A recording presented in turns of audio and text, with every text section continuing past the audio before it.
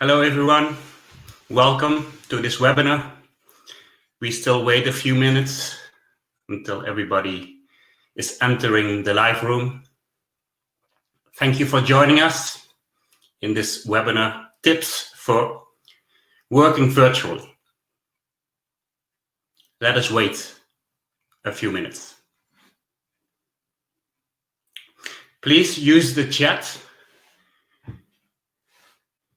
and let me know where you're from. People are entering the room now. And this webinar is about to begin.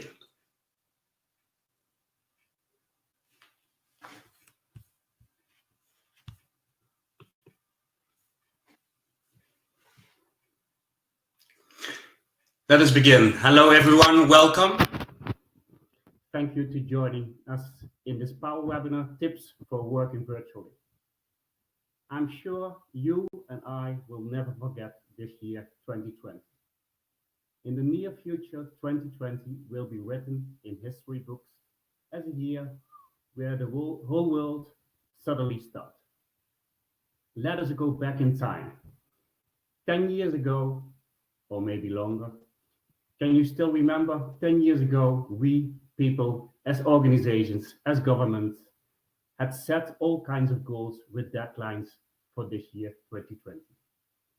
Nobody in the world had seen this coming. Yes, maybe my uncle in Amsterdam, who is in finance.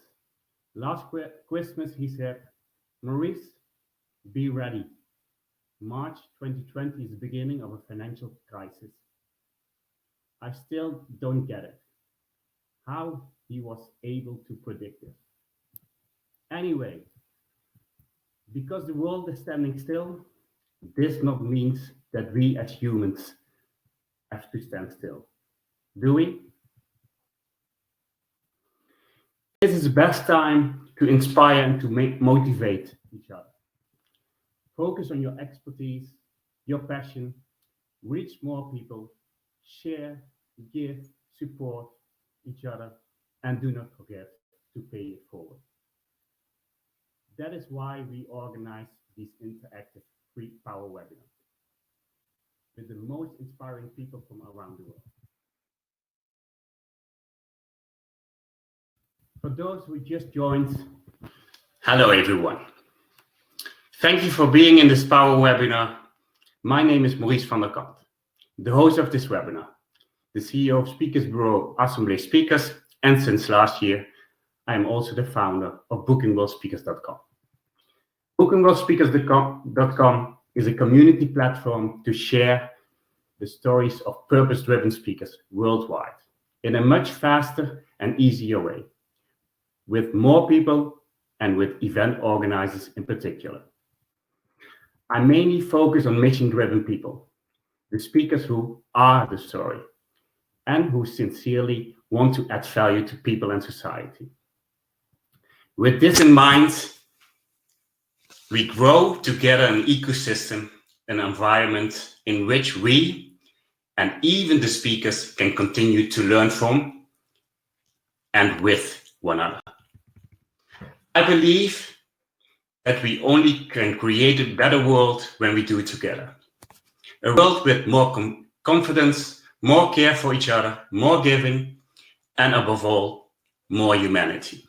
In short, less I, more we. In that world, I would like to live with my wife and children. I hope you do too. I think the last couple of years we are living in a sort of like identity crisis on a personal level and an organizational level. On personal level, I meet so many people who are looking for their own why, their own passion, their own purpose. And on organizational level, we are looking for new leaders.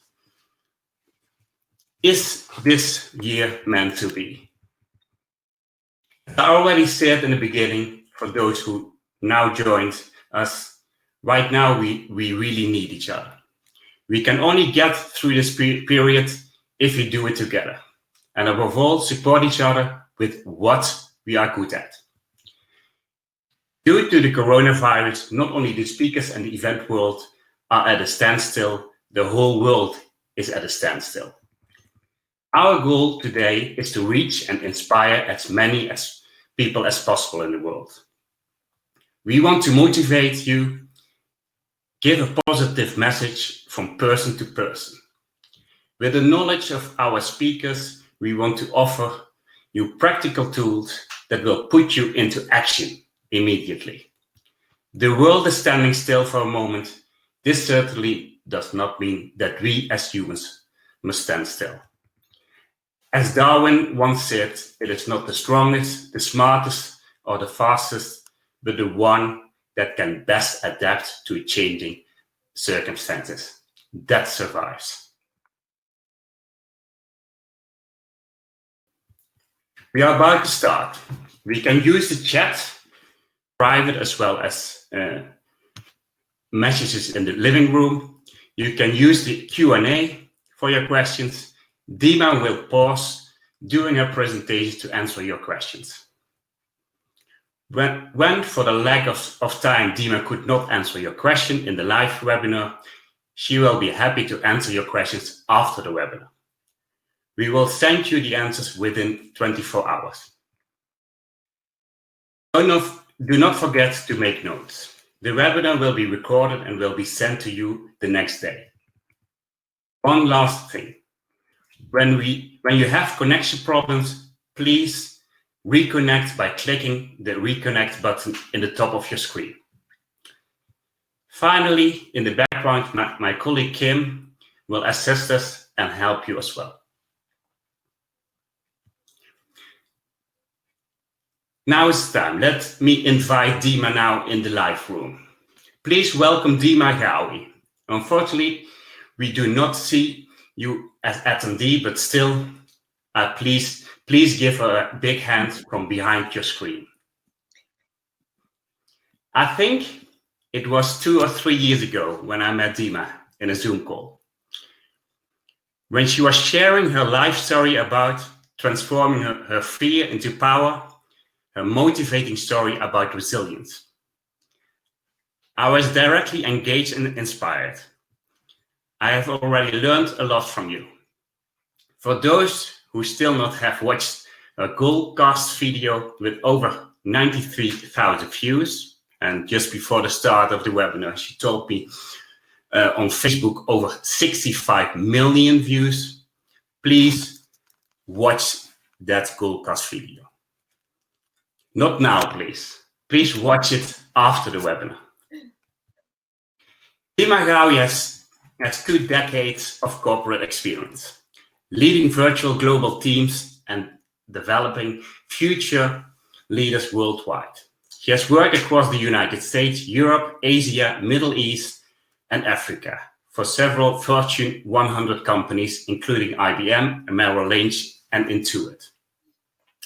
Through keynote speeches, workshops, and executive coaching, she has empowered thousands of professionals across the globe to develop critical business skills and expand their potential. She uses her personal experience to inspire, educate, and empower individuals to rise in leadership.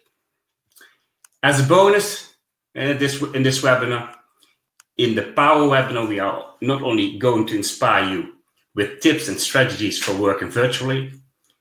If you are interested, at the end of the webinar, Dima makes time to answer also your questions around the topics, how to turn your fears into strength and how to take your faith into your own hands.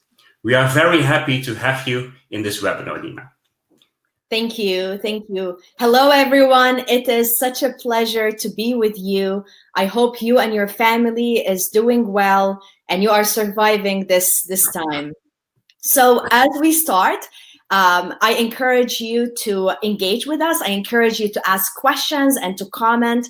It's better for everybody when we hear from you as well. As you recognize, I speak English, so I ask that you enter your comments and your questions in English, please. So as we're starting, I want to ask you to add a comment and tell us, how do you currently feel at the moment? Are you hopeful? Are you excited? Are you uncertain? So go ahead and let's get some words of how you feel at the moment. Dima, tell us where you're calling from. Oh, hello. Okay, so I am in California, in San Diego. So if you see behind me, it's still dark, but the best part of this webinar is we're going to have the sunrise. So hopefully it's going to be a clear day so you can see the sun rising in California. And right now it is 6 a.m. my time, but I'm still filled with energy. Great. Okay, so as you're typing this, I'm not seeing a lot. Remember, we want you to engage. I'll go ahead and encourage you for one more second, and then I'm going to share my screen and we'll get started.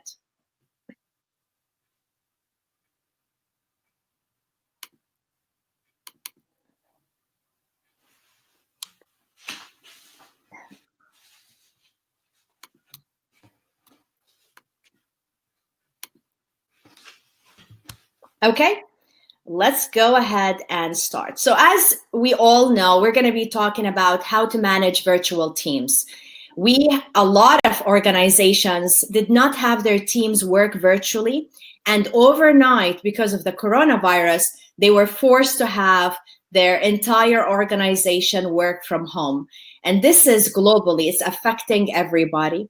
So that's why Maurice and I were talking, and we felt that this is a very important topic to provide to you, to help you as you are working virtually and also as you're managing your teams virtually. Many managers, when they think of their teams working from home, they mainly think of someone like this guy who looks like he's dressed for the role, but he's playing or he's on vacation and he's totally not focused. And I know a lot of people may take advantage of the situation, and that's why building trust is so important for the manager to trust the employees they're doing a good job. And we're going to talk about how to monitor their progress, especially now since we don't see them walking in the office and leaving the office. So we'll talk about how to do that. And then we need the employees to do a great job and, of course, to continue to build trust with their manager. So now I want to encourage you to, we're going to answer a poll. And from your experience, do you have any experience working virtually? And I'm going to activate actually the poll. So let's see if we can do it this way.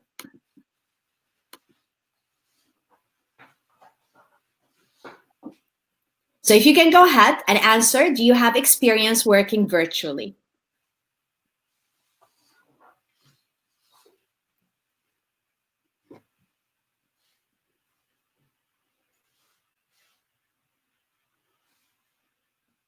And I'm going to give you 20 seconds for that.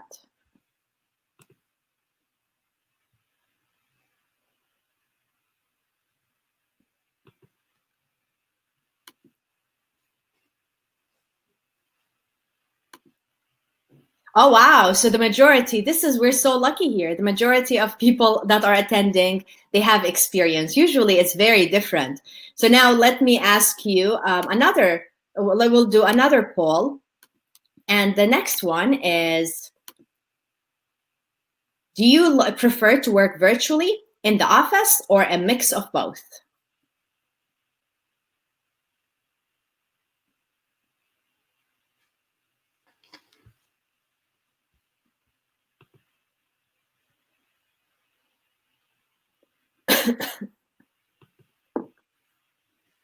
So it looks like the winner is the mix of both. And I agree with you, me too. I like the flexibility to go, to choose if I want to be working from home or the office. So that's amazing.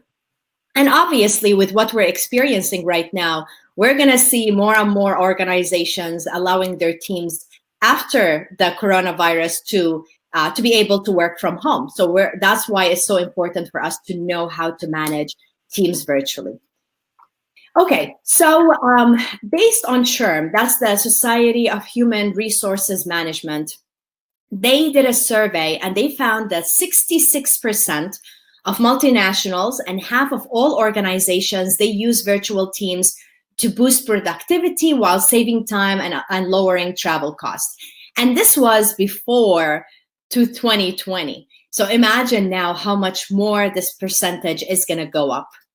So now I have one more question, and then we'll dig into details. What are some of the main challenges that you face when you are managing virtual teams? So answer this, and we'll dig into the presentation.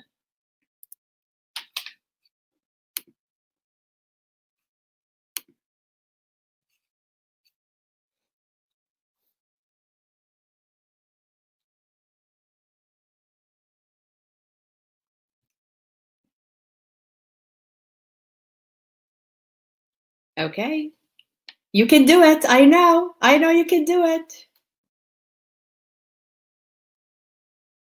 Since you already work virtually, what are some of the challenges you face as a manager?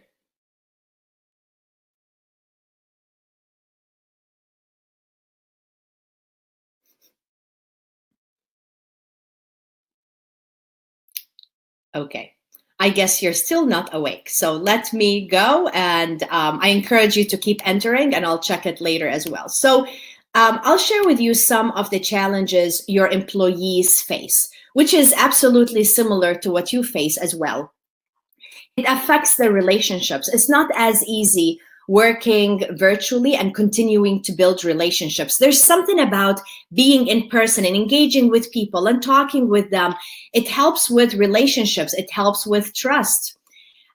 Difficulty building trust. So yeah, so that's why we're lucky right now that we get to see other people with tools like Webinar Jam or Zoom that I use all the time. But I remember when I first started working virtually, it was in 2004, and I was working for IBM at that time, managing global teams, and we were not allowed to use anything like Skype. I don't think even Zoom existed. I need to check when it's even started. So it was really tough because we had to work with team members from all around the world, different accents, different cultures, and we never really knew how they looked like other than the picture they put in the intranet. So it's tough. And then it creates a sense of disconnection from the leadership team. That's why being an effective leader is more important than ever. And we're going to talk about how to be a very effective leader during this time and in general when you're working virtually. The effect on career development. Absolutely. So many people, they're concerned that if they're working from home, that's going to affect their career advancement. So we have in the US a phrase that says, out of sight, out of mind. So when the manager is not seeing the employee, they're worried that they're not going to think of them when the promotion time happens. The adapting to new technologies. So imagine within your world, your team, how many people have been resisting the new technologies of working virtually for many, many years, and now they had to learn it overnight. So that's a challenge. And then boredom of working from home, of course, because we love the interaction. And I realize there's two kinds of people. There are individuals that absolutely love it. They enjoy working from home. They're comfortable. They get their work done. Other people that feed off of the energy of interacting and networking, it's tough for them and they get very bored. So many distractions. Tell me, like, what kind of distractions you face? In my situation right now, it is constantly checking the news, checking CNN, worrying about what's going on in the world. So it's difficult sometimes, especially now, to concentrate because of all the distractions that are happening. And then separating work from home from work, because imagine, like, when we're working from home, it's not like there's set hours where we go to work and we leave. It's all mixed together, and that becomes a big challenge. So do you remember this interview? This was about 2 years ago. It's a BBC interview, and then his kids walked in while he was in the interview, and everybody thought it was so hilarious. It went viral. We never expected that our life is going to look similar to this 2 years later.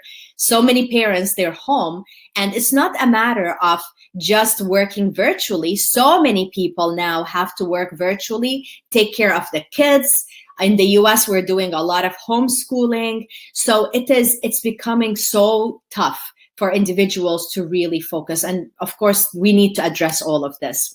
She is the CEO of Spanx, and she posted this on LinkedIn, which I thought is hilarious. A picture of herself, imagine a CEO working in her closet because she wanted to run away from her kids and try to get some quiet time. So this is what people are facing right now, and we need to be aware of it because definitely it's going to affect the productivity, and that's why we need to be aware as managers what our teams are dealing with and work with them accordingly. Well, I guess this woman found a trick. I'm not recommending it at all. That's child abuse. But look at her. She's in so much peace and she is getting work done. Again, I'm not recommending it. I just think it is a lot of fun. So now what so here, the role of the manager as right now is more important than ever because your teams, they're worried about their family, their health, they're worried about their jobs. So many organizations are laying off employees. So that's why we need to be aware of this as we start the discussion of what you need to do. And the most important word that I want you to leave with today is the word intentional. We need to be intentional in everything we're doing to ensure that we're taking care of our team and we're being intentional in being great leaders. So let's share what we need to do. I encourage you to get a piece of paper and to draw 3 columns because we're going to be talking about 3 things. The first one is connecting with your team members. And what I mean by that is to have one-on-one with each team member on a weekly basis. Your team right now, they need you more than ever. And I know a lot of managers, they may have a big team and this may sound overwhelming for them. So just meet with each one for 10 minutes a week. It doesn't matter how long as you're having some space, some time with each one of the team members. Because right now, many of them are feeling isolated, they're worried, they're everything we talked about initially. So you need to be able to connect with them, you need to listen to their challenges and be able to be there as a manager. And I recognize right now it's difficult to track progress of the projects. And that's why so many managers for years resisted for their team members to work from home. So here's something I used to use. It's the simplest tool ever. But as I managed my team with IBM, this is the one I used. So it's an Excel document, and I'm more than happy to share it with anyone who's interested in getting it in an Excel document. All you have to do is either email Maurice or myself, and we'll share it with you. So what I would ask them to do is to list the main projects they're working on. Your team may have 17 main projects, so you just add rows for each one. And then the secondary ones that are not as important right now.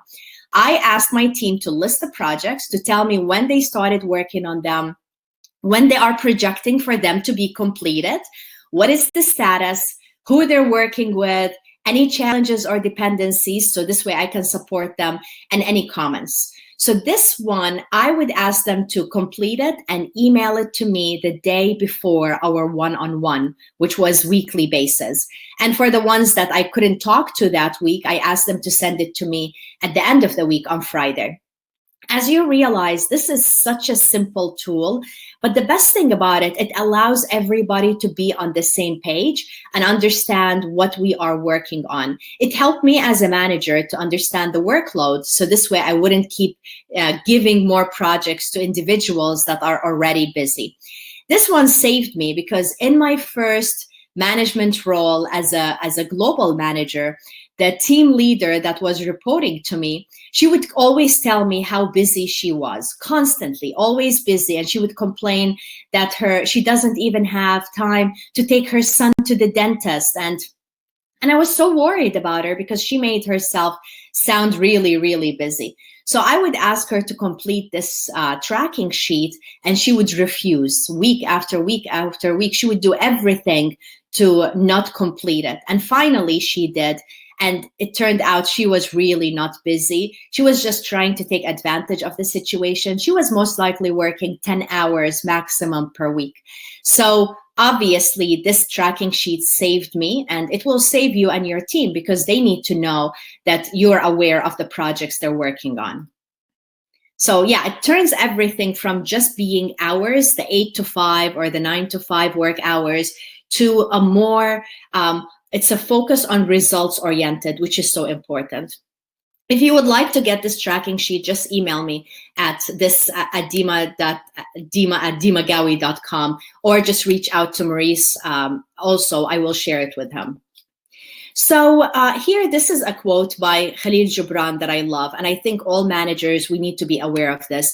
He says, the reality of the other person lies not in what he reveals, but what he cannot reveal to you. Therefore, if you would understand him, listen not to what he says, but rather to what he does not say. And as managers, we need to be aware of that, because our teams, especially now, they may not really tell us what they are experiencing. They're afraid for their jobs. They're afraid if they tell us that they would be on a list to be let go. So that's why, as a manager, we need to be truly listening to what they're experiencing. We need to understand where they are and help them, because they need a lot of help right now. So think about this and how it applies in your life. What can you do to listen more between the lines instead of the specific words that the teams are saying? So yeah, so now the first one, as I mentioned, is to connect with your team members. Make sure you have one-on-one with them, as we discussed. Make sure you're tracking their progress. Many times, your employees right now, they like, especially now since they're home, their family is at home, they have kids screaming in the background, work with them to see if you can adjust their work hours. I know a lot of organizations, instead of having their team work Monday through Friday, they're having them work all week long, 7 days, but less hours per day. And this helps a lot of parents. I know also some organizations, what they're doing is, if the individual is willing to wake up early, let's say work from 6 to 10 in the morning and then more hours at night, as long as they finish, let's say, their 8 hours, they're allowing them to do that. So work with your team, be adaptable, especially during this time. It's not going to last forever, but right now our team, they need to feel that we are there to support them and we're adapting and adjusting things to help them. So now the second connection point, so this is your second column, it is connecting your team with the corporate strategy. What happens when we're working virtually, many team members, they end up doing their job and they're logging off, and they don't really stay in touch with what's going on with the bigger organization. In order for your team to feel a sense of purpose and meaning in what they're working on, they need to understand how they're contributing to the bottom line. This is so important for them. So think about, what do you need to do to help them with this? Maybe in the department meeting, you give them updates of what's happening. It's not a matter of just emailing them an article and saying, read it. I believe they need to hear from you, regardless what level of leadership you're at. So think about this, and how can you keep your team connected with the corporate strategy? Here are some thoughts. So communicate the strategy and goals. And maybe it's not changing much recently, but there's a lot of things happening. So make sure your team is up to date. Help them understand how their work is contributing to the company's success. That's essential. Share news about good things that the community is doing. So think about, your company is doing for the community. So right now, let's say your company is donating PPEs for the doctors, or they're helping do something during the COVID-19. So make sure your team know about this. And this is going to be huge based on the generation. So if you have team members that are more millennials or Gen Z, so anyone who's 38 and younger, this is going to mean so much to them. They don't want to just work for a company that focuses on the bottom line. They want to see, they want to hear, they want to be part of an organization that is helping the community and helping the world. So think about that. And I know some companies right now, they may have major cost cuts and they're not doing this. So that's why you would need to be creative to ensure to help your team understand what's going on with the company and how they're contributing. So now that's the second column. The third one is connecting your team members with each other. Whenever I do surveys or work with team members that transition into virtual environment, I always ask them, what do they miss the most? And usually the first thing they say is they miss their team. They miss the water cooler time. They miss go to lunch or to have happy hour in person with their team. So that's why when we're working virtually, we need to be so intentional to create that sense, not to have them feel disconnected. I know a lot of teams, they're creating coffee time in the morning. So like a check-in for 5 minutes where team members are drinking coffee and talking with each other, which is great. Some organizations, they're having happy hours, virtual happy hours on Fridays. If you're doing that, that's good. It doesn't have to be long. It could be maybe 20 minutes or 30 minutes just to make sure that the team feel connected, especially during this time. So here are, so before I go to the weekly checklist, with the team members, connecting them with each other, I'm going to share with you shortly in the next few slides some ideas that you can use that are so simple, and most of them don't cost money, that you can do to keep engaging the team and bringing them together. So this is coming up shortly. And I know as humans, we need a checklist. We don't want just someone to tell us do this or do that. It's better when we have a checklist where we can print it on a weekly basis and have a check mark that we completed it. So I mentioned earlier, the one word that I want you to leave with is being intentional. So in order for you to be intentional, you would need a checklist. So here are the things we talked about. The first one is connecting the team members with each other. These are the items we talked about. So this way you print it and you make sure you completed it on a weekly basis. The same thing, connecting the team with a corporate strategy and connecting the team members together. And also, if you want this checklist, just email Maurice or myself and we'll send it to you. You can add your own items to it as well. But what most important is for you to really track what you're doing and what you are not doing so you can focus on it the following week. So now, before I move forward, I'm going to pause and I want to see what questions you have. After this, we're going to talk about how to motivate the team. We're going to talk about meetings and other things. But for now, I want to see what are some of your thoughts? What are some of your questions? Anything you agree or disagree with up to here? Dima, Monique is asking you, is a specific order in the priority 1, 2, 3? Can you, in the tracking sheet? Yeah. So there's no priority. I think all of them are important. It is so important for you to connect with your team. It's important for you to make sure they understand the bigger vision, and it's important to connect them with each other. So honestly, Monique, I wouldn't say there's anyone that's more important than others. All of them are important. And that's why as a manager, you need to be so intentional in taking care of the three. Because imagine if you're connected with a team and they don't understand how their work is contributing to the bottom line, that's not good. If their team feel isolated from each other, that's not good. So to me, these are the absolute essential glue to bring the team together, to keep them motivated, and to get them working. Did that help? What is the most difficult in your experience? That's another question. Oh, yeah. So the most difficult in my experience is to keep the team aware of how their work contributes to the bottom line. It's easy to meet with the team and stay connected with them. It's easy to bring them together and have them talk. But it's not easy, really, to go and help each one of the team members understand that as a department, what we are doing to help the bottom line. Why is our work important? There are some projects and some tasks that is not easy to align it to the bottom line. And that's why the manager needs to be so creative on how this is being communicated. This was my challenge when I was a manager, is constantly helping the team see the bigger vision. Other questions? Yeah. Just please feel free to ask them in the chat or Q&A. Yes. Got it. My good old friend, 𝒔𝒔𝒆𝒆, how to listen to your team members between the lines? Oh, that's such a good question. So, so sometimes, tell me if this applies to you, where you would get on a call or you're having a meeting similar to this, and you're asking the team, "How are you doing?"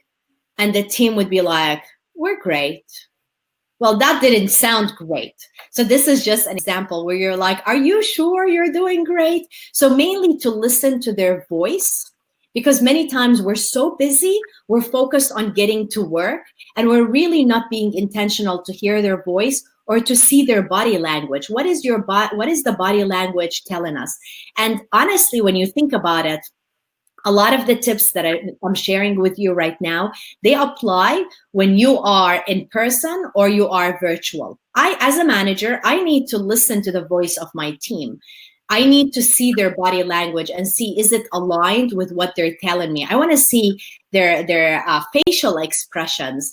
But the tricky thing is when we're virtual, it becomes even more important because, again, we're disconnected and we need to find ways to connect more and more with the team. And these are some of the things that would help us. So listen to the voice and listen to the body language, and also see, is it aligned with what your team are telling you? If you're hearing one thing and you're seeing something else, then it's telling you that the team member is not being honest with you. I have a question, Dima. Yeah. Is there a specific time on a day to engage with your team members? Is it the morning, the afternoon? No. It depends on the team. So some teams, they're so busy Monday through Thursday, and Friday it slows down a little. And that was my team's situation. So what I would do is meet with them on Friday, because I know it is slower day, and this way I can be focused and I can be more present with them. So the managers, they need to figure out, how is your work schedule? How is your team schedule? So let's say the busiest part of the day is the morning. The last thing you want is to go and schedule a one-on-one in the morning. Let them work.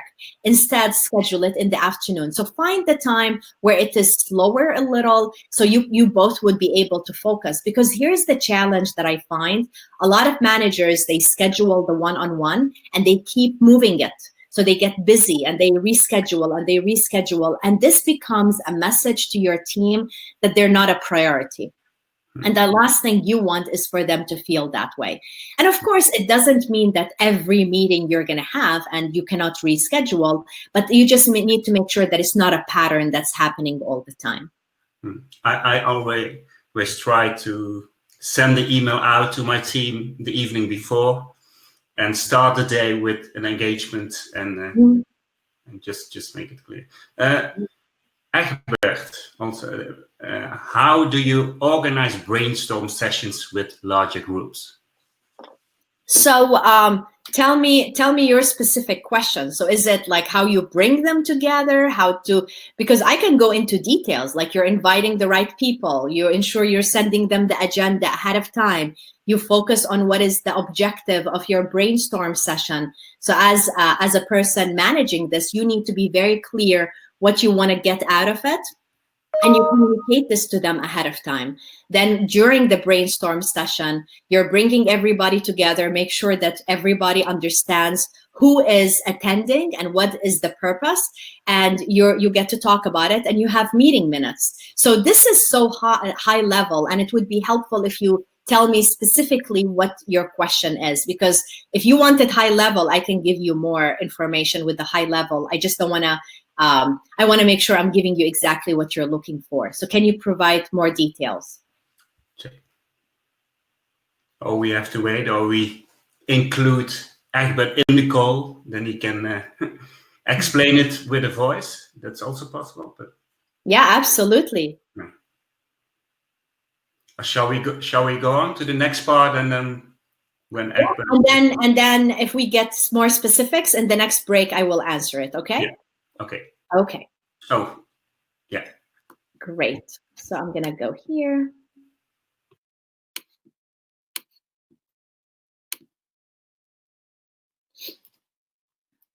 So how to manage virtual teams. And I'm very pleased to see that a lot of you already work virtually. Many times when I give this webinar, very few people have worked virtually before. So this applies to them. It may not apply to you as much. So you need to make sure they have the right tools. And many teams, even though now it's been almost like a month and a half, we've been working virtually, you'll be surprised that a lot of teams, they still don't know what tools they should use. And if you're one of those, I have additional information for you right now that you can copy.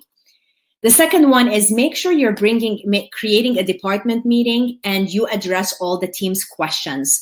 I know it's been, again, a month and a half, but if you haven't done it, ensure you do that. You bring them together and you answer all their questions about what's going on right now. A lot of team members have a lot of questions.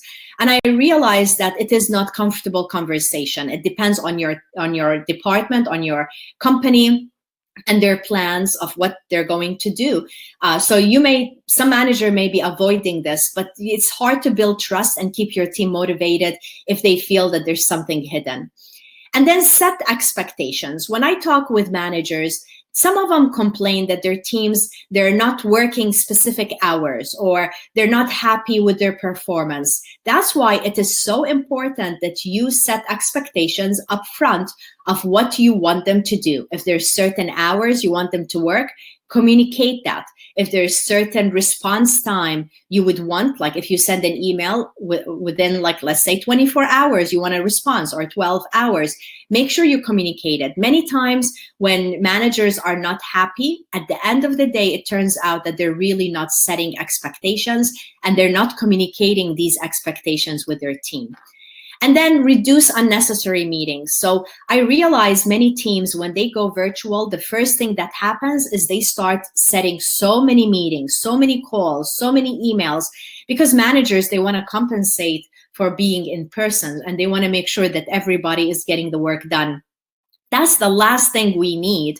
And I'm not saying don't schedule meetings, but you need to think about, what is the purpose of the meeting? Can it be a chat where you send an instant message to your team? Can it be a quick phone call instead of really holding the team busy all day long with meetings? And then at night they have to do work. I used to call my day, my day shift, because that's when I would be in meetings all day. And then my night is the night shift, because that's truly when I used to get work done. And it was so exhausting and not sustainable to constantly keep going or try to multitask, which we all know it doesn't work well. So think about it. Think about what you need to do to reduce meetings. So for anyone who doesn't have tools yet, make sure to research some of these tools. The one that I didn't list here that everybody loves is Microsoft Teams. So look into that and see which one of these tools makes sense to you. Microsoft Teams has all the video, the instant messaging, the document storage, all of these things. So this way you get it in one. If for some reason you want to explore some others, these are some. So go ahead and take a screenshot. If you would like a copy of this, again, just email Maurice or myself and we'll send it to you. So now let's talk about how to motivate virtual teams. So I'll give you some ideas, but I would love to hear from you of what you are doing to motivate your team as well, because that would be so interesting. So let me tell you how you can motivate them with pizza. So one of my coworkers, a manager, and that was many years ago. That was like at least 10 years ago. He was such a great manager. He was based in France, and his team were global, all around the world. One of his team members was so busy at the end of a quarter because they were doing a lot of manufacturing for IBM. So if you're in manufacturing, you know, end of quarter, end of year is such a stressful time. So end of a quarter, a team member was so busy and he kept working day and night, and he did not have time to spend with his team. The manager remembered that in one of their one-on-ones, that team member mentioned to him about a pizza place that he likes that's close to his home. So what the manager did is he called the pizza place, ordered pizza, and had it delivered to the home of the employee, so he would have a break and have dinner with his family. Can you imagine like how powerful simple thing like this? Because first, it showed the employee that the manager was listening when he told him about the pizza place, but also it showed a whole level of appreciation. I don't know if the manager even expensed this or if he paid it out of pocket, but at the end of the day, that employee would do anything to continue to support the manager and be an effective team player. So again, that's my favorite story. So here are some virtual activities that you can do. Virtual team lunch. So you bring the team together virtually and you have them have lunch together. But the best part about this is you encourage them to order their lunch from a local restaurant. Depending, of course, on where you're living. In the US, we still have restaurants open and they deliver. You can't go eat there, but they can deliver the food to you. So you encourage them to order it from a local restaurant. So this way they feel that they're supporting the community. But the best part is you find a way to expense it and to pay them back for the lunch. So again, it depends on how big your team is and what is your budget and if you can do that. But this is so powerful in my idea because you're bringing them together. They feel that they're contributing to the community, to local restaurants, and they feel that the manager and the organization cares about the community and they're spending money.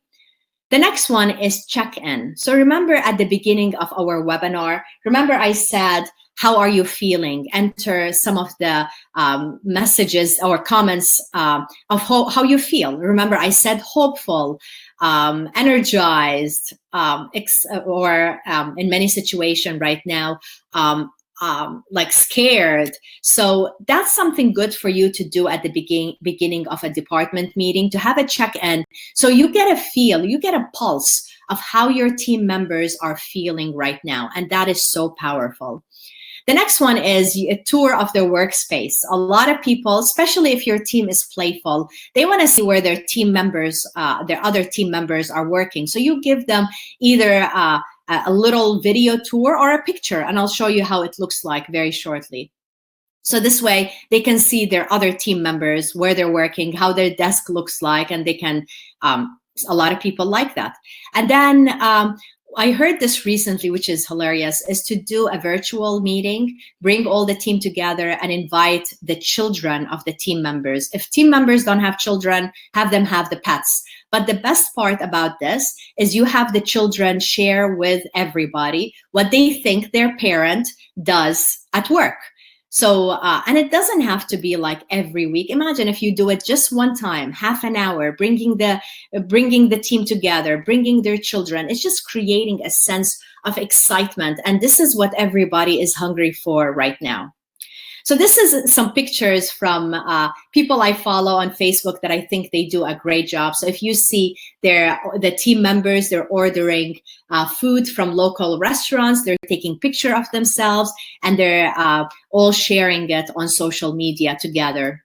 This is a picture of the workspace. Remember, I told you whether it is a short video or a picture. So here you see their workspace. So this way other people see what where their team members are working. This one is hilarious. I saw it on social media. You may have seen it too. And I think people are going so funny with all of this, where you can invite a llama or a goat to your team meeting and it costs like $100, which is so hilarious. So again, it depends on how serious your team is. Some teams would not be okay with this. Others would absolutely love it. So this way we're helping the farmers as well. So now I want to hear from you. What are you doing to motivate your virtual team? In addition to some of the things I mentioned, it would be great for us to learn from each other. What are you doing? And I'll give you a few seconds to go ahead and type.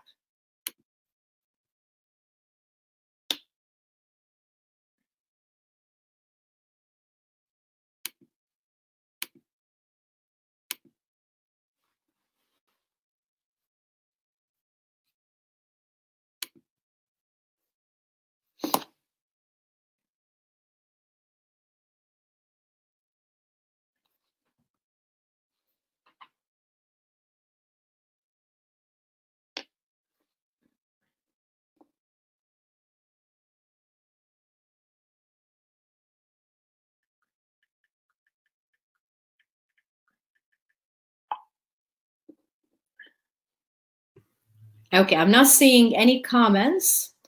I wonder from my side if I see it. Yeah, happy hour. Great. I'm glad, Monique, you like the ideas. That's great. Be creative, make it fun. Because again, we all need more engagement right now. Monique, you're sending small presents. That's great.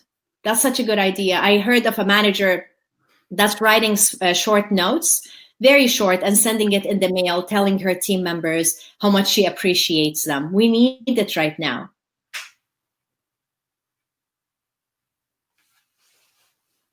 We did the check-in. I'm glad you like that. And then virtual workplace tour. That's wonderful. Lunch. Yes, lunch is a great idea, especially if you have the budget. If you don't have the budget, just encourage them to order it locally and brag to the other team members where they get their lunch from.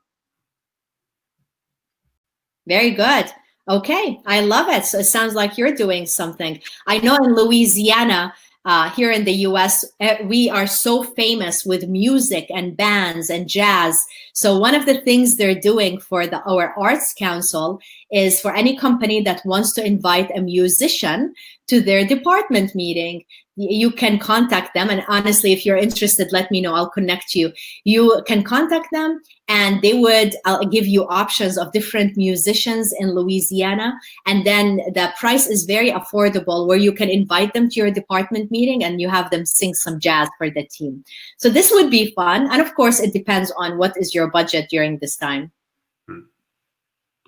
Dima, before we go on, Egbert, coming back with the question of Egbert, I'd like to know how to make sure everybody contributes in an equal way. And that is for the brainstorming?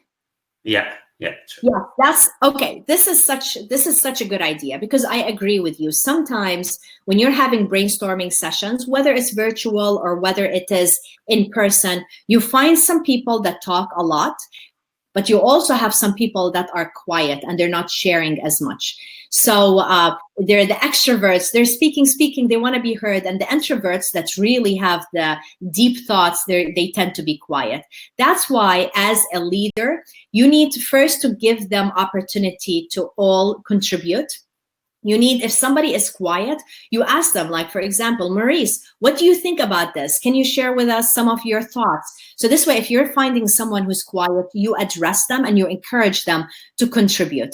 If you have somebody speaking a lot, you would be like, wow, thank you, Mary. This is a great idea. Let's give some chance to some other people to contribute. So this way, you're also going around the room is so important where you would say, okay, we're going to pause and we're going to go around the room and I want to hear from each one of you, what are your thoughts or what are some of the ideas that you have. So this is so important. And I have to share with you a story that happened recently. One of my coaching clients, she is so smart, amazingly smart. And she was in a meeting, she's a banker. So she was in a meeting and they were talking about fraud that the bank was experiencing. They're doing this brainstorming session and she stayed quiet the entire time, even though she had, according to what she told me, she had a really good idea, but she felt uncomfortable to share it with the rest of the group because she was worried that her idea was not as good as she thought. So everybody brainstormed, they talked, and the meeting finally ended after an hour and she did not share with anybody what she was feeling.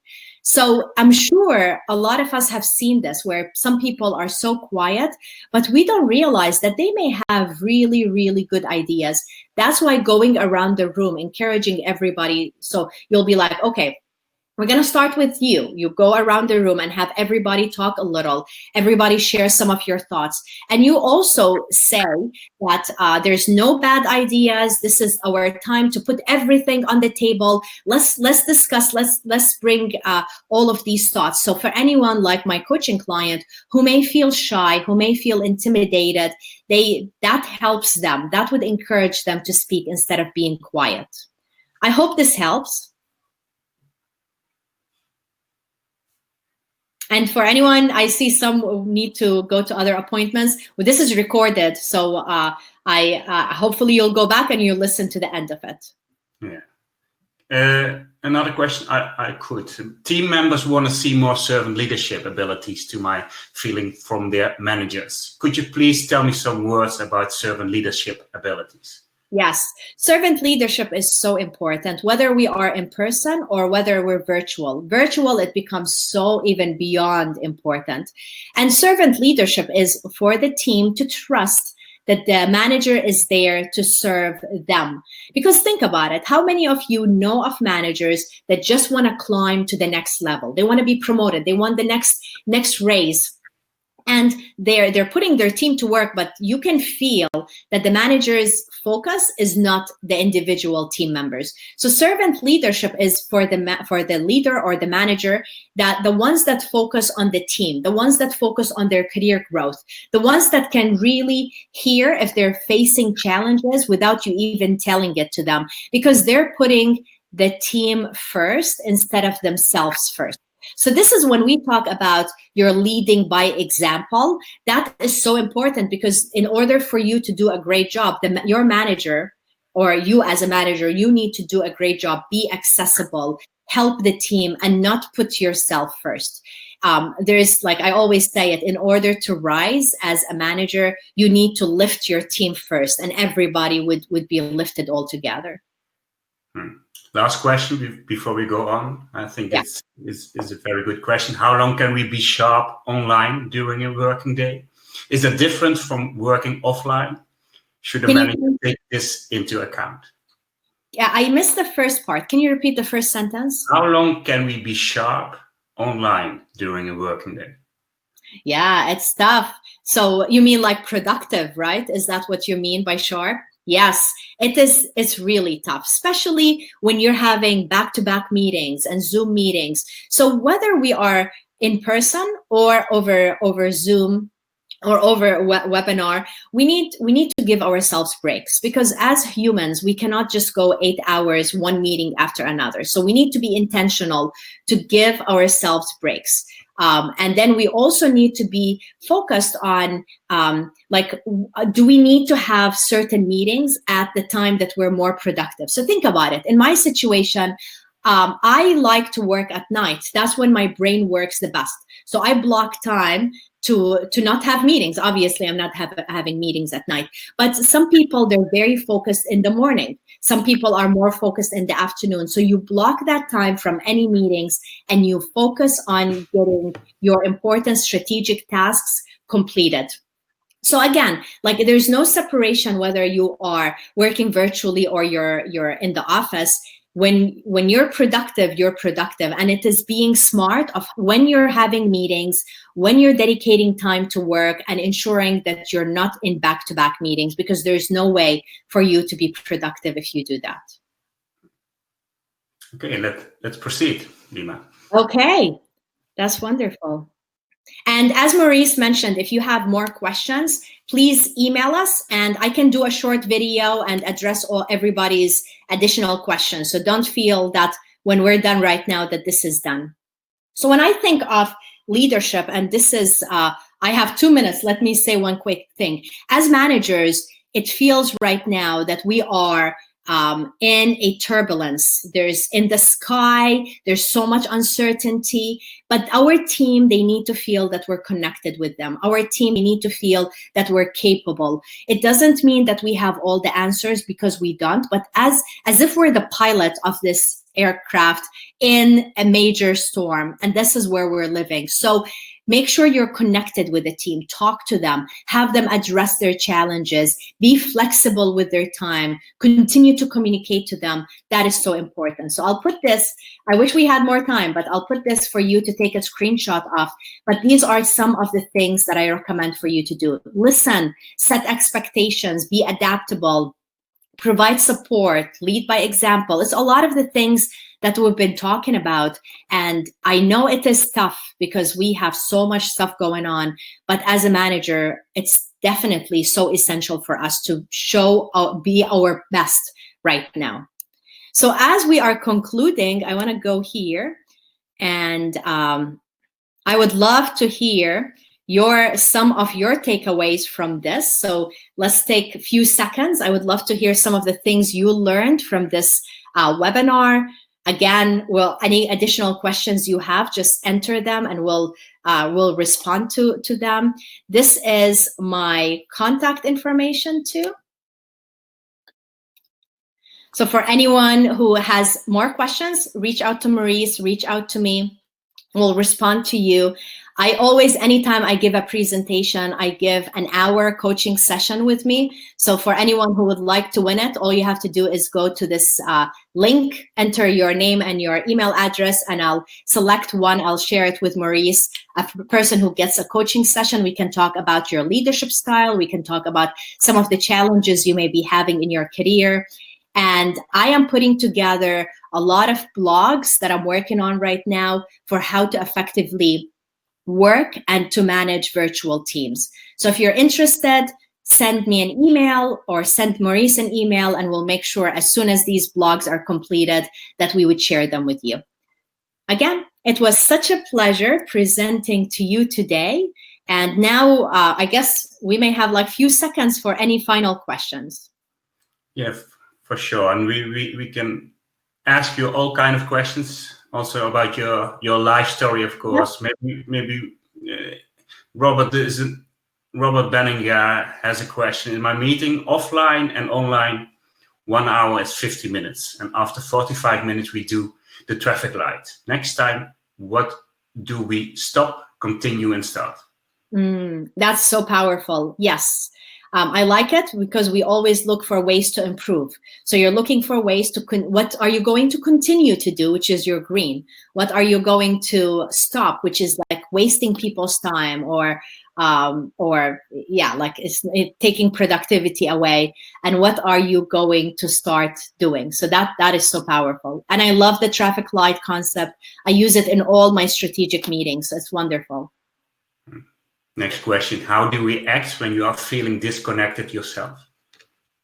I know, isn't that hard? Yes. So it is very difficult to be a manager right now because you have to take care of your team, but also you need to take care of yourself. So if you're feeling disconnected, if you're feeling your energy is low, maybe you're depressed, you're worried about your well-being, you're worried about what you have to experience, it's really, really tough. So I get it. I also realize that it is our responsibility to take care of our team. So that's why make sure you're speaking with friends. Maybe you need to go get a counselor. There's a lot of virtual counselors right now. So you're not going to be able to fill other people's cups if your cup is empty. So think about what do you need to do to start feeling more connected? What can you do to help yourself? Because your energy is not just helping you, it's going to be contagious. It's going to help your team as well. But I feel your pain. We're all right now experiencing feeling low, feeling disconnected, sometimes even not wanting to work because we're just so worried and a lot of distractions around us. So yeah, my advice, take care of yourself, get help. Get help, get help. And the help could be talking to a friend, to a family member, maybe talking to your manager, assuming you have good relationship with the manager, and also get counseling. There's nothing wrong with that. It's actually a blessing that we can do that. Well, some other question, maybe you would like to tell the attendees your life story a bit? Sure, yeah. So many times people, when they hear me present, they don't know where I started. So so for anyone who has time, we're doing a bonus 30, not 30, we're doing 15-minute bonus. And we're also going to do some additional webinars to help you during this time. I realize, as we heard earlier, if a person feels disconnected or low, so the future ones are going to help you have to see a light at the end of the tunnel, because that's where we're missing right now. So for anyone who heard my accent, definitely this is not an American way of speaking. I am originally from the Middle East. I was raised in Jordan. And my background, I talked about it in a TEDx in the US, and it was mainly being raised as a Middle Eastern woman. As a little girl, I was playing with my grandmother in her kitchen, and we were arranging flowers in a glass vase. My grandmother held the glass vase, and she said, "Do you see this perfect glass vase?" A girl is just like it. If it gets cracked for any reason, you can never fix it. You can never glue it back. And that's the one we throw in the trash. So what my grandmother meant, that as a woman, I have to be perfect. I have to follow and obey and continue to do what is expected of me. So think about it, like, how would I develop leadership skills and discover my identity if all I have to do is continue to please everybody around me and live a life that I was not, that I didn't want to live? But as a little girl, I was observing everybody around me, and it's so challenging to see everybody losing their identity, losing their self, just to please everyone else around them, as if everyone was walking around with a mask, trying to act as if they have a perfect glass vase. So I followed, obeyed, and did everything they expected of me. I got engaged so young through a family introduction. When I was 19, we got married when I was 20, and we moved to the US. And even though we moved to the US, I thought hopefully my vase would stay away from me in the Middle East, but it was magically transformed, as if it was overnight shipped from Jordan to San Diego, where I am right now. And I was expected to continue to follow and obey. So it's just so tricky how many times we have to live situations that we don't choose. And it is painful. It's hard. In my situation, I was early 20 and I was stuck. I couldn't stay in that marriage. I couldn't leave either. That marriage was not healthy at all. It was so abusive. But again, like I was taught to not be a leader. I was taught to follow and obey. So my highlight is I got into depression. So that's why I can connect with people who go through difficult time, because many times when we feel that we have no hope, that things will not get better, that's when we become disconnected and we become depressed. And my depression, in my opinion, was the best thing ever, because that's when I realized that I actually have a choice. Even though I was told that I don't, I have a choice. We all have a choice. And I ended up packing and escaping. I literally escaped. So at that time, I was 24. Imagine 24, barely making enough money and having no support, because in my situation, my family all turned against me. And now it's been 19 years later, and I still face death threats from my father. So in the Middle East, especially in my community, any daughter that does something that the father or the brother or the uncle disagrees with, they just kill her, and they feel that they're bringing the honor back. The only reason I'm alive is I'm here in the US and I'm safe, and my father is in Jordan and he doesn't speak English, so he couldn't figure out how to get me. So of course the story is so much more complicated. That's the one that Maurice mentioned. It has millions of views of Goldcast on Facebook and so many on YouTube, because people need to realize that we have a choice. Even sometimes when there are horrible consequences, like in my situation, we have a choice. And if there's no light at the end of the tunnel, we create the light. We walk towards it. Right now, when I look at so many people feeling helpless and losing their jobs and losing family members and worried about their health, we're stuck. Many times we may feel that we have no choice, but we don't realize that we do. Our choice is, what can we do to help? Our choice is, what can we do to build a vision for our lives? Once this is done, it's not going to last forever. What can we do to help other people? So in my situation, once all of this was done and I escaped and I was dealing with death threats, I started focusing on my education, because in the Middle East, we have a phrase that says, knowledge is light and ignorance is darkness. So I'll say it in Arabic for anyone who understands Arabic. Al-ilmu nur wal-jahlu dhalam. So again, knowledge is light and ignorance is darkness. When we're aware, when we're educated, when we're self-aware, that's when we start making decisions better. And I leaned on education. I finished my master's. I started working for IBM, traveling around the world. My fears and insecurities never go away, but I keep challenging the norm. I keep challenging myself, because my goal is, with every situation that is painful, whether with my death threats from my father or whether now with everything we're all experiencing, I always think about, what can I do to make this make me stronger? What can I do to grow, to advance, to help other people around me as well? So, so I'm going to pause and see if you have any questions. It's online.